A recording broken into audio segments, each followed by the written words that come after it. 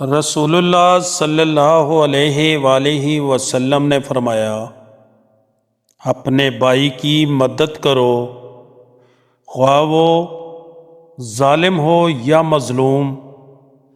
ایک صحابی نے عرض کیا، یا رسول اللہ صلی اللہ علیہ وآلہ وسلم، جب وہ مظلوم ہو تو میں اس کی مدد کروں گا، لیکن آپ کا کیا خیال ہے جب وہ ظالم ہوگا پھر میں اس کی مدد کیسے کروں؟